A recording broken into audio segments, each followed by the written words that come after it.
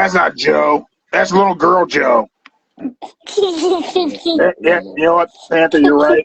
That song did, in fact, say the F word, but it didn't say the one we don't say. When we're talking about financial institutions, we can use the F word. I mean, I guess that makes a lot of sense. Oh, Wrestlers and Nerds, what's up? Thank you for checking us out live on Instagram. I mean, they're Wrestlers and Nerds.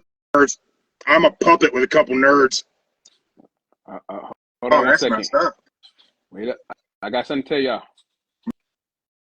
What you got, Joe? We got a special trick for the day. We got a special trick for the day? Yeah. You ready? Like Trick Williams? Yeah. Here we go. I'm not. All right. Come on. Hurry up. Your trick, girl. You ready to do your trick? I'm telling you right now, if she does a 5-star frog splash, Joe, I'm going to bring you a T-shirt. I mean, you know, that's not bad. I'll be honest with you. I'm going to say Jay Cargill level.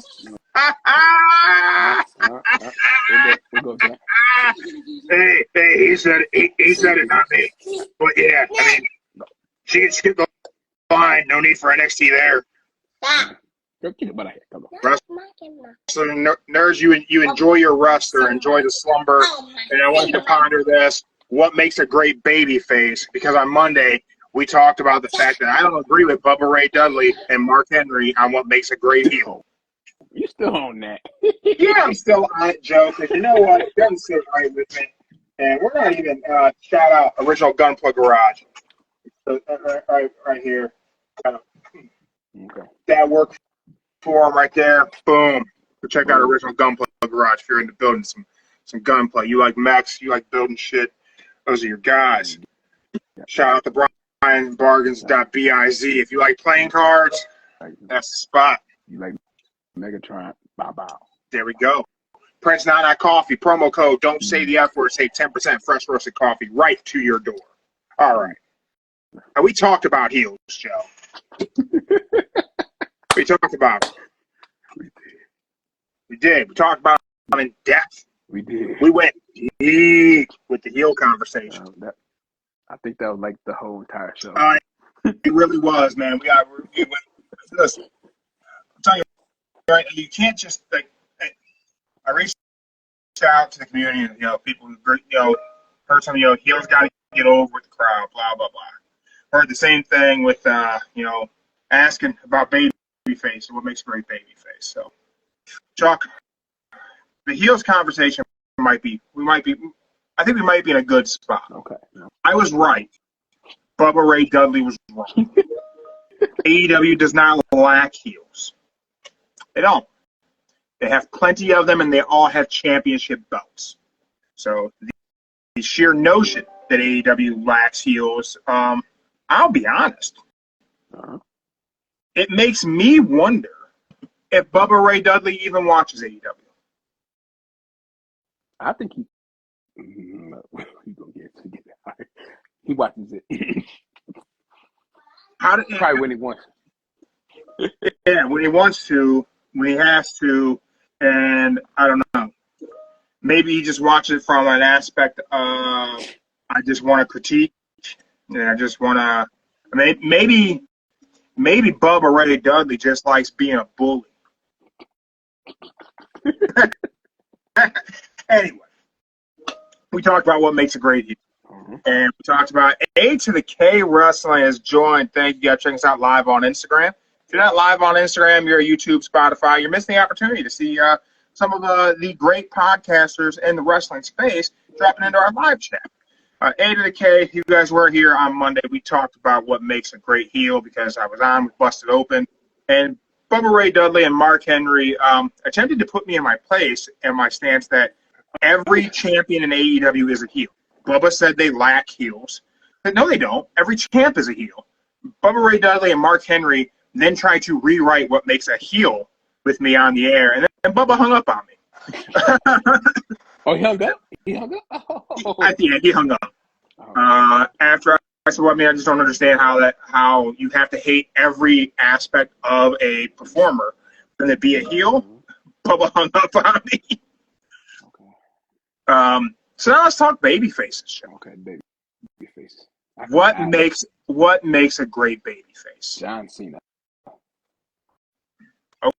Okay, so just gonna say the fact that you say John Cena is what makes a great baby face really throws a whole wrench in the idea that you have to hate everything about a performer, and that's what makes them a heel. Because there was a period in time where a huge section of wrestling fans hated everything about John Cena. They hated the 5 moves of doom. They hated the entrance. They hated the fact that he was always wholesome. They hated the makeover. Like, everything about John Cena was hated. Let's go Cena. Cena sucks. It was a 50-50 split. So under the Bubba Ray Dudley, Mark Henry school of thought of what makes a heel, was John Cena a babyface or was John Cena a heel? Yeah, I think it was first 3/4 years. Doctor of Thugonomics? First 3 or 4 years, heel. Then the rest, straight babyface.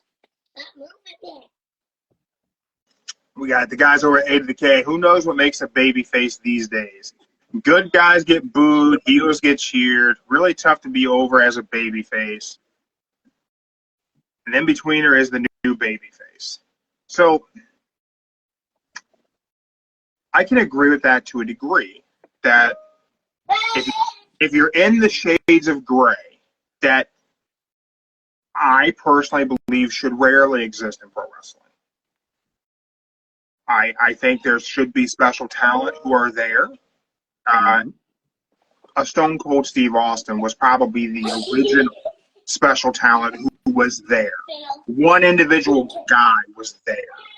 But then they became something totally different. Like the NWO became, as much as they were black and white, they were the shade of gray. Because it's that cool heel thing. Right? Yeah.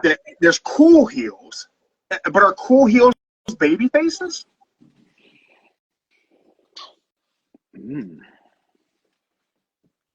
I would say the merch sale would say they're the baby face. Okay. So that's a thing that gets thrown out there. Merch sales. Selling merch.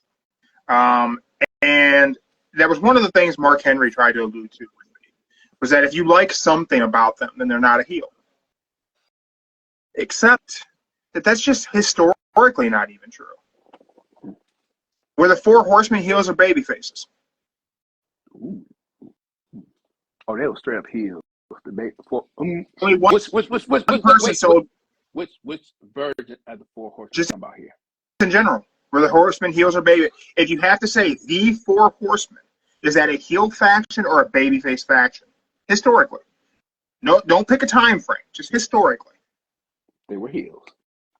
Only one person in any era of WCW prior to the NWO, pre-NWO, sold more merch than the 4 Horsemen, and that was Sting. So from the idea of merch sales, well, then the Horsemen weren't heels, and people loved the Horsemen. Dudes would show up to WCW and NWA shows wearing suits, throwing up the 4 for a heel group. So that was your dad back then that believed in the heels. I look at people enjoyed Roddy Piper. They may have wanted to see him get his ass kicked, but they enjoyed him. Hot rod shirts were a hot seller, and there weren't many times Roddy Piper was a babyface.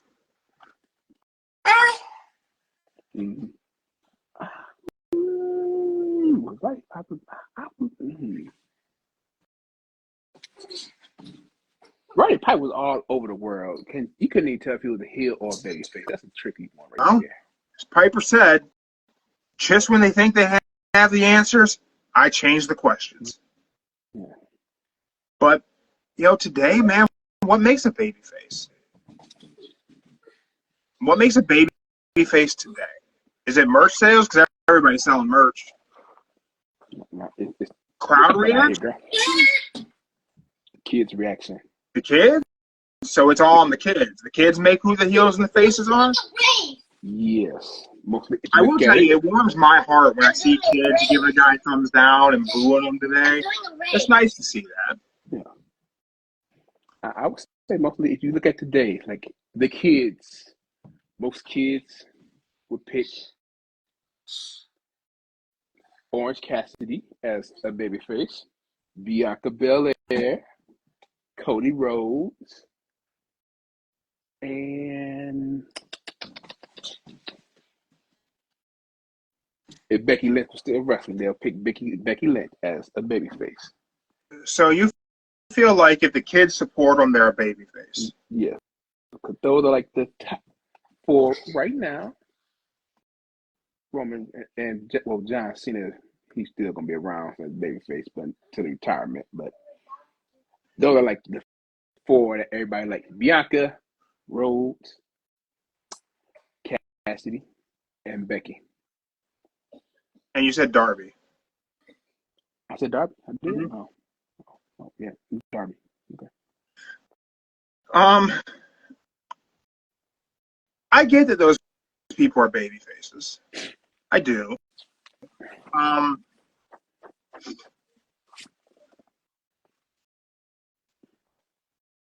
Is there anyone that, well, I guess, man, kind of Cody, right?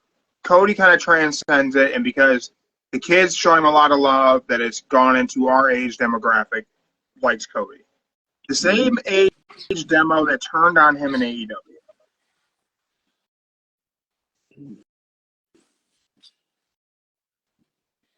So that's kind of interesting, right?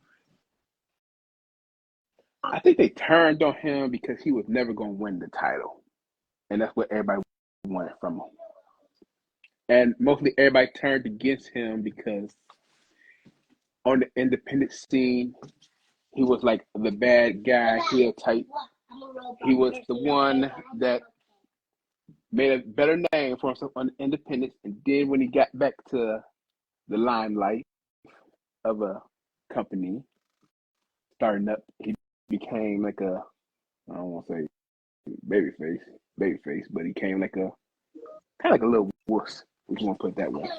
Yeah, I mean, again, I say it often, but Cody Rhodes may be a babyface, but Cody Rhodes never turned face.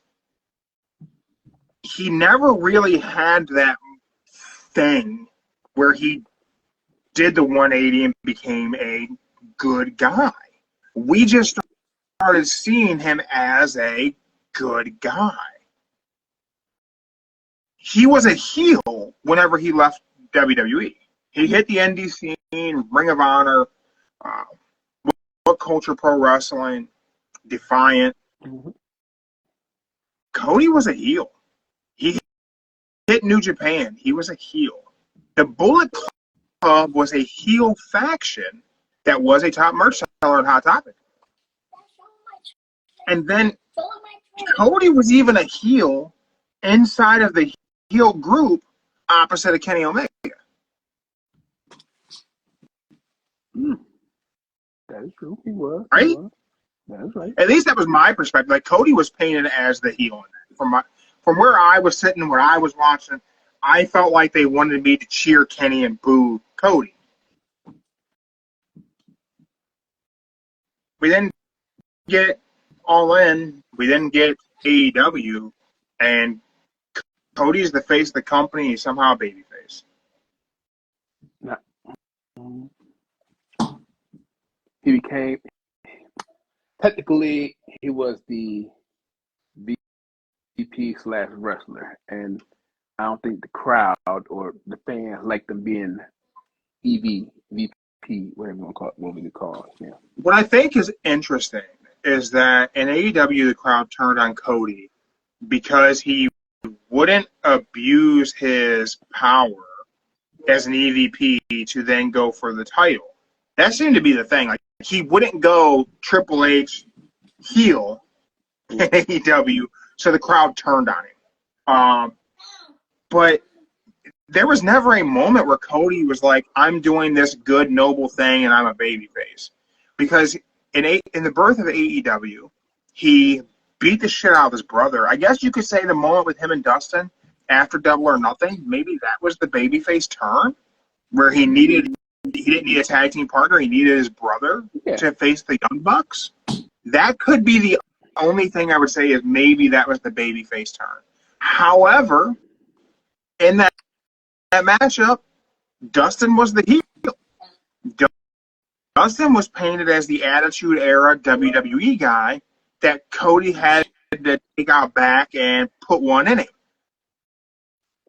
That's how they painted Dustin in that. So at the end of that, if anything, I would say in that moment then, Dustin was turning babyface.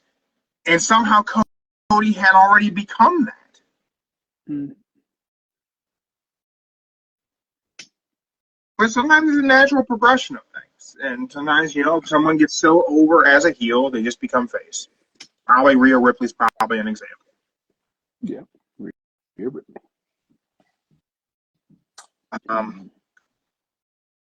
With that being said, I'm sure we're going to circle back into talking baby faces throughout the episode today. Rhea Ripley kicked off the show, Monday Night Raw, which drug on, and no one won for whom the bell tolls this week. So continues on for next week. We'll see if anyone ever wins a prize, but I don't know. We had the Rhea Ripley open of the show. Liv Morgan and Rodriguez hit the ring, beat Tiffany and Rhea down. I thought it was a lazy open to the show. Thought it took too long. Thought it was just kind of... Yeah, but I can say this. It's pretty cool how Rhea Ripley get that interest, that walkway, just shows her walking in there, then into Gorilla. That's a good entrance. I like that. That's I like whenever WWE does those types of things at the beginning of the show. Like they did it with Jey Uso. Mm-hmm. They did it with Rhea. I like that, especially to give them different starting points, so it doesn't seem like the same. I thought it was good. I thought it was a good entrance. That was a good point. But then everything else just didn't feel like. I get they wanted it to matter. I just didn't feel it. I didn't believe any of it. I get that this is set up to turn Tiffy into a babyface, which makes sense. Yeah. We then had the women's tag champs again, Jade Cargill and Bianca Belair versus Damage Control. Did you watch that match? Unfortunately, I had to watch the little cartoon at the time. Sorry. What cartoon were you watching? Bluey. Oh, watching some Bluey, huh? Bluey, yeah. I didn't watch it either. I've seen some criticisms of Jade's wrestling and just not really seeming to improve. That perhaps putting her in a tag team wasn't the way to go because she still seems like she's thinking about everything. I think Bubba Ray Dudley said that. It just seems like she's thinking about everything while she's doing it instead of just doing it. Mm-hmm. I think she's just not very good. You gotta give Jake. They gave her time already, but yeah, give her some time. Give her a little bit more time. We then got a pre-recorded promo from Braun Breaker explaining his actions against Jey Uso. Okay. Wait. Before you get into that, I gotta say one thing. Even though it's 2 hours, the little promo package they doing for like the stars that are not there, that is pretty good. That is good. So I was gonna ask you about this. So what we had was 2 video packages that happened. One was with Braun Breaker, and that was followed by Adam Pearce sitting down with Big Bronson Reed. Then following that was a commercial break. Mm-hmm. Now, I do believe Raw was pre-taped, right? It was. So I didn't realize that initially. I went into the community and asked people how they felt about it. So my brain went, man, the live crowd had to have hated this experience. You got pre-tape segment, commercial break. Like, it was like 20-something minutes of, like, nothing happening in the arena. And then it was brought to my attention. It was pre-taped. It was pre-recorded. Oh, that's right. Raw was pre-recorded. So the live crowd did not have to deal with that, which I did not initially realize. So I think I have to think about, people are going to probably pick that apart from a lack of pro wrestling standpoint in that 20-minute time span. However, I thought the Braun Breaker promo was really good. And, I mean, Bronson Reed had on a Vader shirt, so I thought that promo was good. I laughed at that. I'll laugh. Joe, mm-hmm. You're the guy who makes the predictions. You're Mystic Joe. The T-shirt is available at the merch table. You're Mystic Joe. But I'm going to make a prediction. Okay. I'm going to predict that whenever Bronson Reed competes for a title at a premium live event, I bet you he comes out in the Vader helmet. A Vader helmet. Or something at least very similar. Okay. Well, listen, man. I'll go. There's a reason he wore that New Japan Big Van Vader shirt. He didn't wear that by mistake. Okay. I'll say this. Let's just say, where's he from? He's from Australia, right? I think New Zealand. New Zealand. Okay. Could be Australia though. Okay. You might be right. It might be Australia. Okay. Just for you, let's just say he comes out with some special helmet that's kind of representing the Vader time frame. But I'm just saying, like a helmet, like a up-to-date version helmet. How that sound? And let's just say I think they're going to give him something.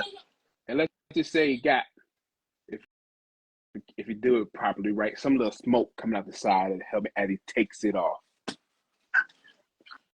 I would like for him to take it off, sit it down, hit a pose, and just a bunch of pyro goes off. Like, just some sort of massive explosion of pyro. That might work.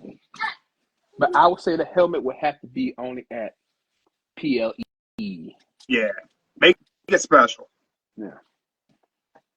Because it's important if you want something to be special, it's got to be special. Can't do it all the time. Mm-hmm. With that said, something that was special was the return of the War Raiders versus Alpha Academy. That was bad. To tell you the truth, bad. You didn't like it? I liked it, but it's bad because they really starting to have it fade away with Otis and the rest of the Alpha Academy. Eventually, this group has to just kind of go their separate ways. So it's kind of bad that Otis is now in like the shuffle of being at the top to slightly going down. Here's the thing with that is that Otis getting lost in the shuffle is piss poor booking. That is WWE piss poor booking of you build it up and build it up and build it up with Chad Gable's abuse of the Alpha Academy, and you allow the payoff to be with the YS6 and not the Alpha Academy. Yeah. A heel never gets elevated to a level and then their comeuppance happens at the hands of someone they weren't a heel to. That doesn't make any sense. That was a terrible booking. And the fact that so many wrestling outlets and wrestling fans refuse to call WWE and Triple H to task on this is embarrassing because it's shit. The fact that Otis wasn't elevated from Chad Gable's heel turn is complete shit. It's bad booking. Otis should have been the one to beat down Chad Gable, not the YS6. What was the payoff? Who did you elevate? You didn't make a baby face. No, he didn't. If you're going to make a heel, you then have to make a babyface. Otis was right there, game to be the hero and the babyface in the situation that would have been just a notch below Jey Uso if he would have been the one to beat the piss out of Chad Gable. But instead, now you have to job him out to the returning War Raiders, and now you can't even. How do you reestablish Otis now? They have fumbled the bag on Otis 3 times. You know what they should do? And NXT, let him be the monster in NXT. No. If you want to be Otis back in the shuffle, back in the mix, he helped Seth Rollins beat Bronson Reed and tag Bronson Reed. But the problem is that Bronson Reed may be kind of a heel, but he's an over heel. He's a cool heel. He's a shade of gray. I know, but you need Otis to start somewhere from scratch, and that'll be the best opponent for him. Big man versus big man. I mean, I guess on the bright side, Braun Breaker's hurt. Odyssey Jones is gone, so you're not dealing with one monster too many. Mm-hmm. But you've done nothing to establish Otis. Under Chad Gable, whenever they were heels, he was established. He was being presented as a killer and then as a monster. Then you flipped it, and Chad became the bigger heel, and you never let Otis be the baby. And that was just terrible booking. And nobody wants to say WWE is doing something bad right now. The fact that you couldn't establish Otis as a babyface is pathetic. Just bad. But I would say Otis needs Mandy. He needs Mandy back at his side. Mandy. He's got whoever that is. What's her name? Mandy Rose. No. Who's with him right now? Maxine Dupree. There you go. I mean, you don't need to give a killer a valet. That's why Karrion Kross can't get over.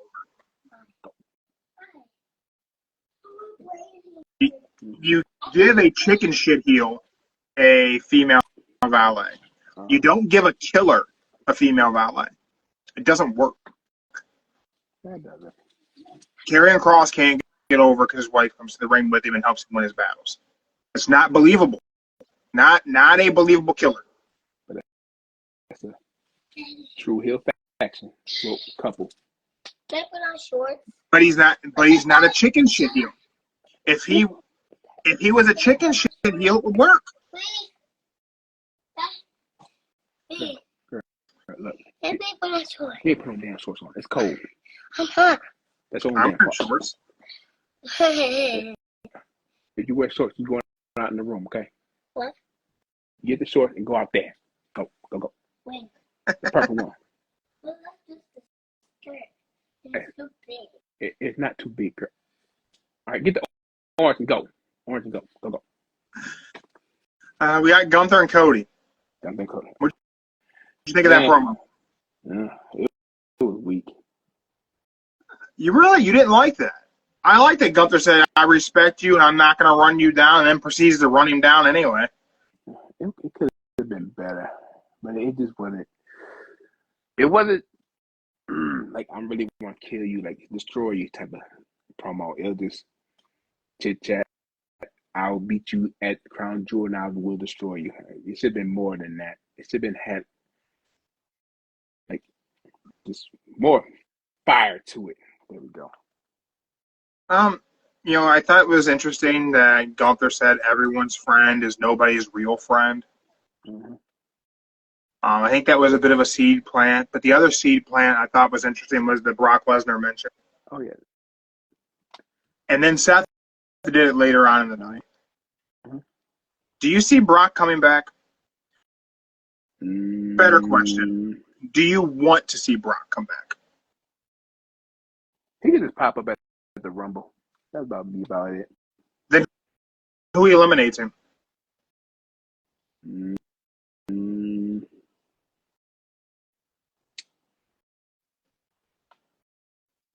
If I did it right, it'd be cool to see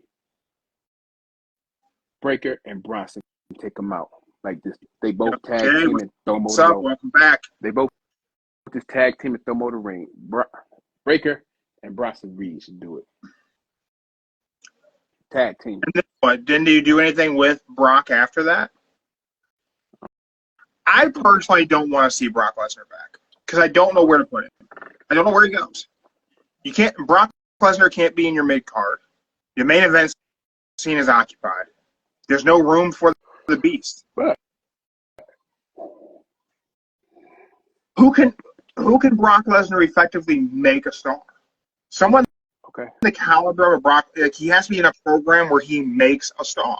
There's no one for him to really make a star. okay, let's just say this. Let's just say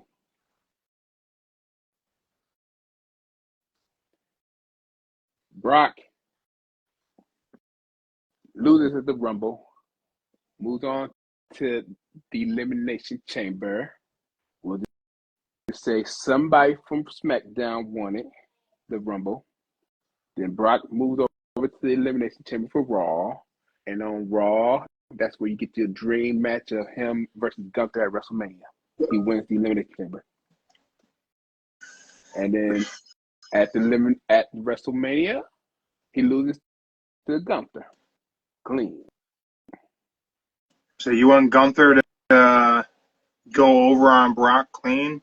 You know, that little choke hold, he be doing that little sleeper move he does. Yeah, that'd be good. Oh, you wanting to put Brock to sleep? Hey, you gotta make a name. I mean, but here's my thing. Does Gunther need that? Gunther doesn't need to beat Brock to be made a star. Gunther's a star. Mm-hmm. You know, Jay's in the comments live on Instagram says Oba Feme from NXT. Brock can make Oba. Brock can make Oba. We wouldn't need, and you don't have to tie up a title for Brock to make Oba. Brock could be a surprise entrance in the Rumble. Oba could eliminate Brock. Sets you up for Brock and Oba Elimination Chamber, or Brock and Oba somewhere on the 17-night card of WrestleMania.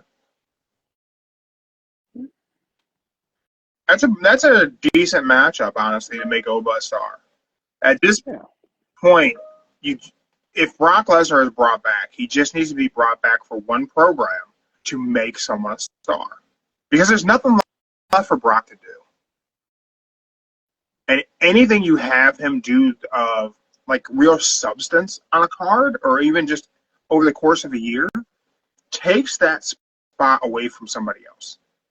If you put him in the world title scene, it takes it away from somebody else who's I hate to say this, but who's more deserving. If you put him in a program for the Universal title, it takes it away from someone who's more deserving. Even in the mid-card titles, which you don't put Brock Lesnar in a U.S. title program at this point, because that's just embarrassing to do that. But really, even if you did, you're taking that away from somebody more deserving to be there. I don't want to see Brock back, and it's not even like a dislike or throw a shade. I don't know where you put him where he makes sense, other than a simple program of surprise entrance at the Rumble, somebody getting called up, eliminates him, and then you run that program. I mean, if you really wanted to be able to do like a big NXT takeover event, imagine what Feme eliminates Brock at the Rumble, and you don't call Oba up. You send Brock down. Imagine you get Brock Lesnar at a takeover. Ooh, that'd be great. I ain't gonna lie, that'd be fun. Imagine you do Brock Lesnar and Oba at a takeover. Let's say at this point you got the NXT title on Oba Feme, and Brock's like, I've never had that one. I want that one. You send him to a takeover and they tear the arena apart. What they should have done for Last Monster Standing. They should have, but they did. They did. Maybe you do it with Oba and Brock. Maybe. But it all depends on what Brock wants to do. Yep. Then we had Braun Breaker versus Kofi Kingston. Rough. I'm telling you, it's coming. It's going to be a fatal 4-way for that IC. Yeah, I think you're right. I think it'll be a fatal 4-way, and then Kofi wins it. And that pushes Xavier Woods over the edge. Mm-hmm. Whew. Gotcha. Sorry. Got to sneeze. And then we had R-Truth versus The Miz. Poor R-Truth. But he does it so good. I mean, they did some silliness, right? Mm-hmm. My question for you is this. All right. You know, right now, I think a lot of the stuff with Karrion Kross and the Final Testament is kind of starting to connect a little bit. A little bit. Okay. Well, I'm still, Karrion Kross should be booked like a killer. He was Killer Kross. It was when he came back. I missed a little time clock gimmick he had. That was great. But, you know, that whole segment was really short. Nothing really had a chance to sink in. And then we had to do a commercial. So I think part of it got lost just because of how it was produced, because it was pre-recorded, and we had to fit another commercial in. Okay. But don't forget, the Wyatts, they did the little QR code, whatever. So I was going to say, we had the YS6 little thing going on. So we're going to get the Final Testament versus the YS6, I'm guessing. Probably so. So, again, I'm going to call this out. This is bad booking. I told y'all. They're going to die out. Nothing good can come. You're not elevating anyone. Having the YS6 go after factions doesn't make any sense. I don't think they're going after factions. I think they're going after individuals who end up in part of a group. That doesn't make any sense. Because now you're having an even contest, a faction versus faction, and then the comeuppance isn't that dramatic. It doesn't establish anyone. Doesn't like the YS6 against Chad Gable. No one got elevated. We established American Made, but we didn't elevate them at all because they had to lose the feud. You created a new team and they lost. Now we're going to add The Miz to the Final Testament. Then you're dragging the Final Testament into a fight that's not theirs, which doesn't make any sense. Why would this group, this satanic evil group, join forces with the A-lister to battle the horror movie monsters? That doesn't make any sense. It's literally stupid. Like, that shit is dumb. Like, a real dumb.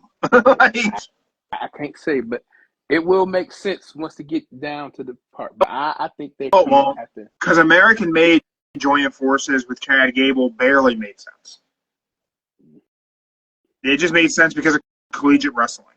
How do you make the Final Testament joining forces with The Miz against the YS6 make sense? There's no connective tissue. None. I don't know.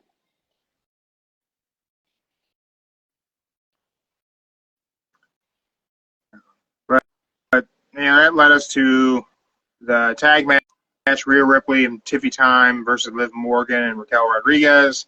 Battle it out to a no contest. But hey, maybe we're finally getting closer to wrapping up Liv Morgan and Rhea Ripley. Oh, did you not?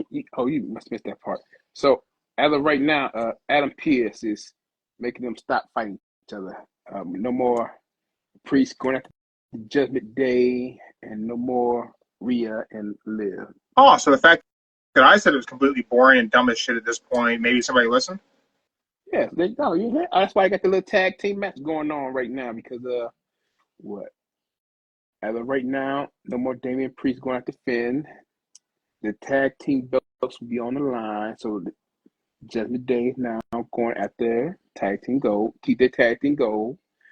Damian Priest is going after the belt again from Gunther. And I believe they said Rhea is going after Rodriguez, but not Liv.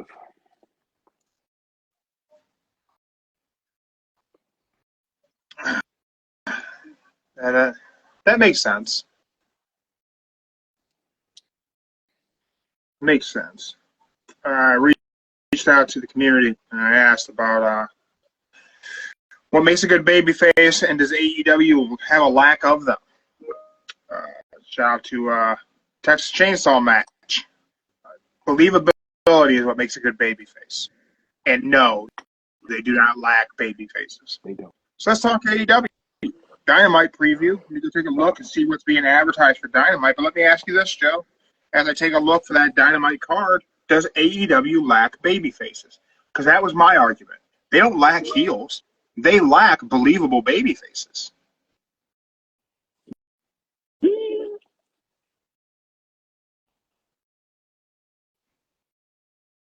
I would say the only major baby face they have right now.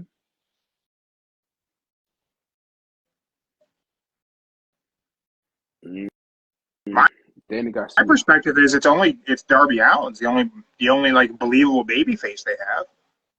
It's between Darby and Danny Garcia as the baby faces right now. I guess, but man, that Danny Garcia as a babyface thing is gonna fizzle out so damn fast. Yeah. It's gonna be flatter than an old 2-liter of RC Cola you find in the back of your grandma's fridge. And Orange Cassidy, I wouldn't say he's a baby face. He just.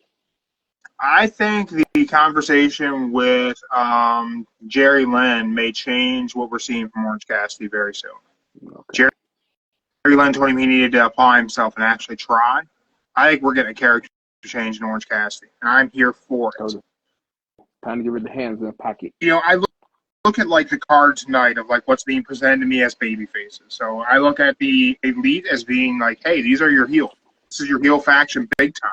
Mm-hmm. And they're facing Kyle O'Reilly, Orange Cassidy, and Rocky Romero. I'm sorry, but those three, Orange Cassidy, Rocky Romero, and Kyle O'Reilly, not very good baby faces. Not a good group. We have Jay White versus Christian Cage. Somehow, Jay White is a babyface. Wait, what? You think about it. Look at the pop he got whenever he returned to go after Hangman. Hangman's a heel with the Elite, so that makes Jay White a babyface. Jay White's a babyface right now in AEW. Now, that doesn't make any sense. I believe in Jay White as a heel. I do not believe in Jay White as a babyface. We'll talk about that one later, about the Jay White. I don't think so. Okay. Mercedes, super heel, but the only believable babyface, the anti that super heel, is Britt Baker, and we're apparently not going to run that program ever again. Yeah. FTR is your babyface tag team, but they're no fault of their own. Hurricane taking them out for a bit, but they're very inconsistently on the program, and tag teams are not your carry the promotion babyface. Not really. This match is going to be fantastic. What? Yeah. Okay. This is reason to tune in for 2 hours right here. Okay, I will. That's going to be. Watch that be the opening match. Adam Cole. Here's the problem. This right here, Adam Cole's return to me is a problem with AEW. You have returning Adam Cole. Huge pop whenever he returned, right? The pop that a baby face gets, right? and you establish him opposite of MJF. That's right. So here's a big problem that AEW has plagued AEW, and it's no fault of their own. It's not bad booking, some of these things. Just injuries happen and people get put on the shelf. And it ends up taking a lot of stories that should be able to be wrapped up real nice and neat and put away. And like, hey, here's your story, here's your ending. Congratulations, we got to the end of the show. Things happen and things don't get to play out the way they needed to. The double thing didn't play out the way we needed it to. Which then led to, MJF becomes a heel. I mean, MJF is a babyface. Adam Cole's the heel. That keeps going. MJF returns. Huge pop. Babyface return. Adam Cole seemingly gets his comeuppance by getting kicked in the nuts. We move on to a different program. MJF then immediately becomes a heel again to work a program with Danny Garcia, which is a complete waste of MJF, to then return Adam Cole, who we're supposed to believe is a babyface, who should not be a babyface because he's not built to be a babyface. He's built to be a chicken shit heel. But you bring him back whenever MJF's not able to be back. MJF is still shooting a movie, and you bring Adam Cole back as if he's going to be the biggest babyface in the company, right? Right. Here's a big problem with that, and this is a monumental issue. That man is your biggest heel. Oh, he's gonna be on tonight, ain't he? Yeah. Mox is on. He's the champ. The tagline is "Nobody is safe." If he's your biggest heel,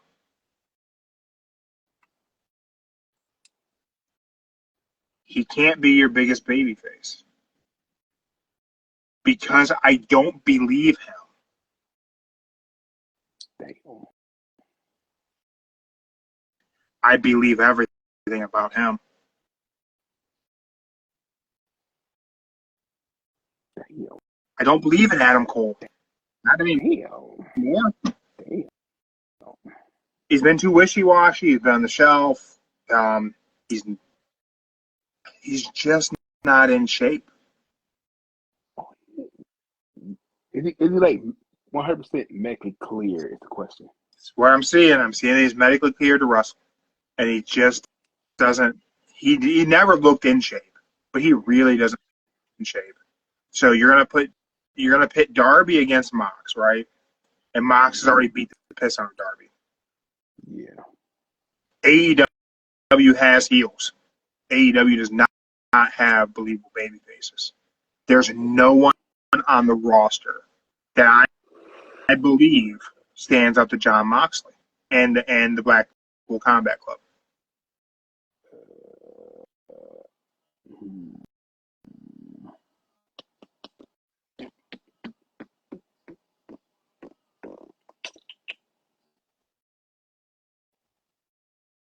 There's nobody.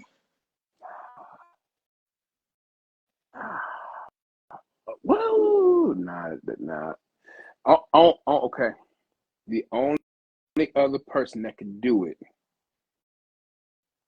which sadly is probably the only person that can do it as of right now, would be Jericho if he went back to babyface mode.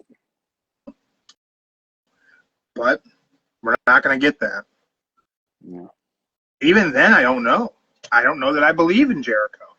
Opposite of this version of Jon Moxley, the only person who could come back and I could be like, I absolutely believe in them versus this version of Jon Moxley would be Kenny. If Omega came back and stood up against Mox, I believe that. I believe in that. But we're probably not going to see Kenny until next year. That won't be till probably February or so. Yeah. So there's no giant baby face to defend AEW against Jon Moxley. Or I guess maybe Jon Moxley's defending AEW against everybody else. I don't know. I still, to this day, in this moment, I still don't understand the motivation But man, they got my interest.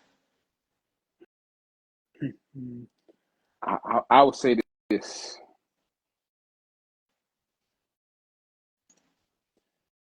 They needed a better faction, a better heel person that could make you believe healable. They tried it with Christian. He did it good.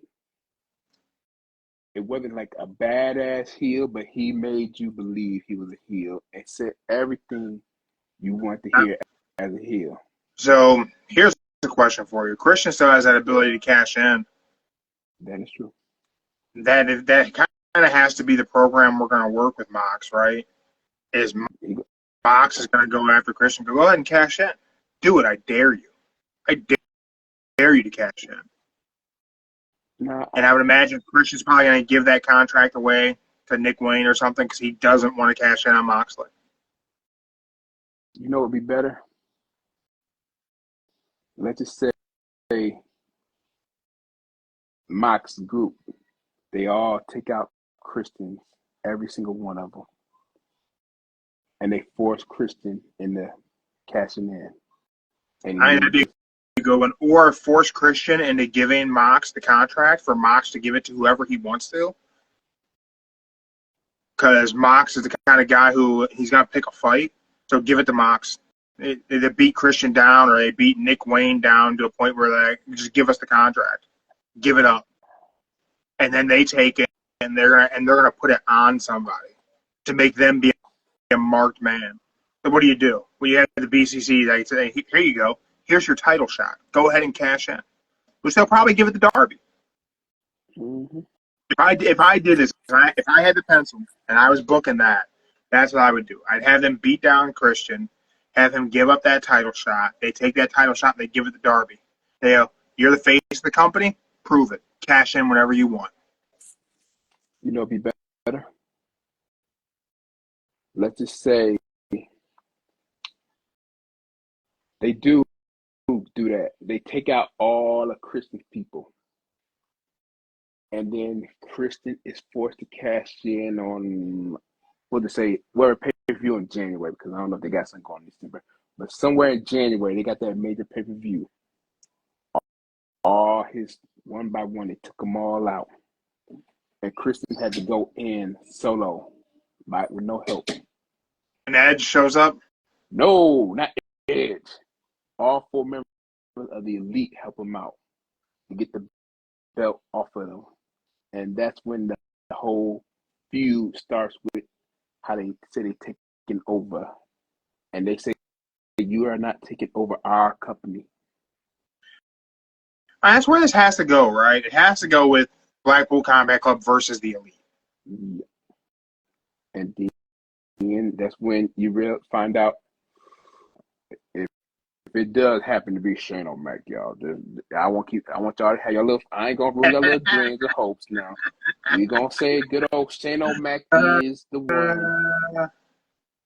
But I'm just saying right now, that's the only way to do it.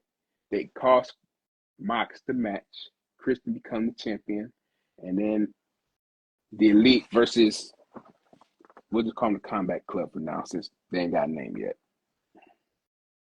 Do you think, on a scale of 1 to 10, I won't even ask you to say, yeah, you're buying it. Just scale of 1 to 10. What are the odds that it's Shane? 4.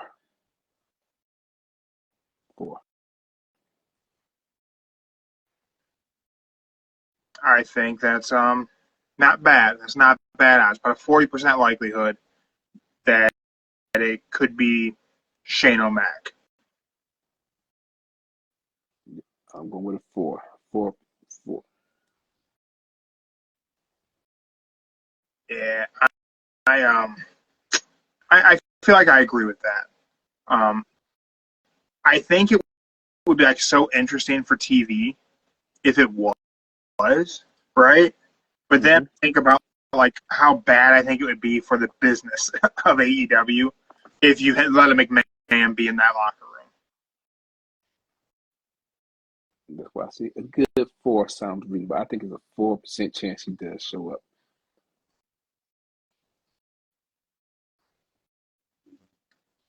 Yeah. Could you imagine? Honestly, could you imagine? I could imagine. This is what I would say this. If Shane O'Mac does show up in AEW, I would say that would be like one of their biggest pops ever. And if Shane O'Mac gets to use his theme song, that would be great. There's no way he's going to get to use that. Well, they'll come up with something good, little reiterate of it. They'll still say, "Here comes the money," and then no. But that's I not it. think it would be great if they didn't give him because you don't want the crowd to pop for Shane.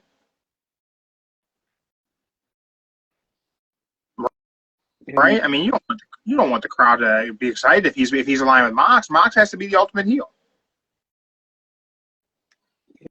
Yeah, he does. But at the same time, that would be the ultimate heel move, seeing a McMahon in another company.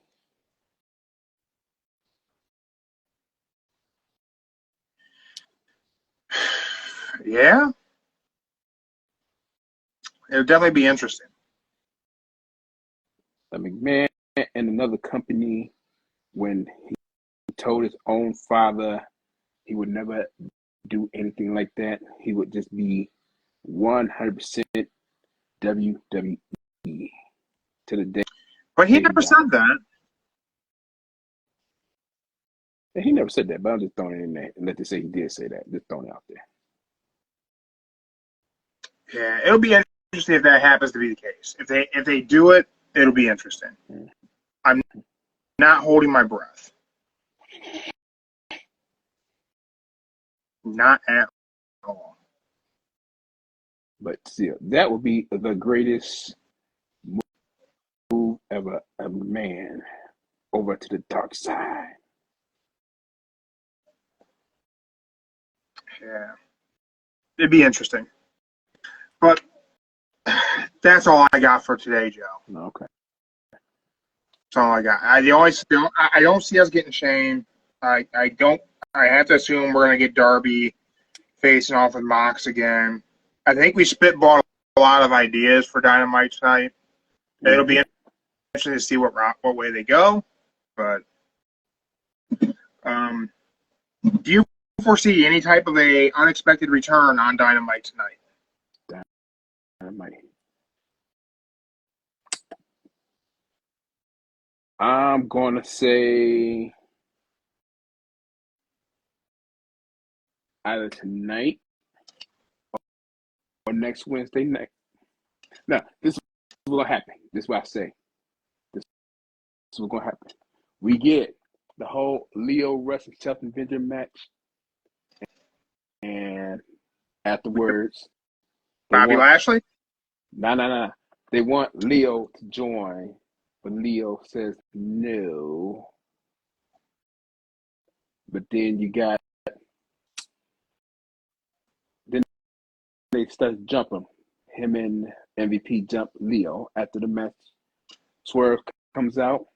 Swerve and Prince Nana takes him out with the steel chairs. And that's when MVP gives out the warning. You got yours coming next week, and I got somebody for you.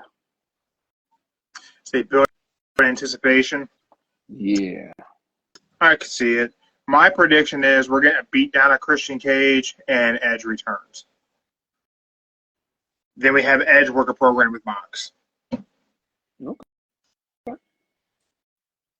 That's not bad. That's my prediction. That's not bad at all. Everyone, thank you for checking us out live right here on Instagram, YouTube, Spotify. We appreciate you guys too. But you missed your opportunity to be in the chats, and you missed your opportunity to hear copyrighted music sometimes. I don't know. Maybe, who knows? Make sure you Follow us on Instagram. Find out about some live shows coming up, some interviews, possibly Austin Trout later this week, possibly Dave Redneck Mundell sometime next week. Make sure you stay tuned. And with that, we hope you guys enjoy Dynamite tonight. Joe, enjoy your evening, my friend. I'll try to. We'll see what kind of surprises are ahead. Remember, everyone, don't say the F word. Don't let your friends do it either. We're out. Remember that.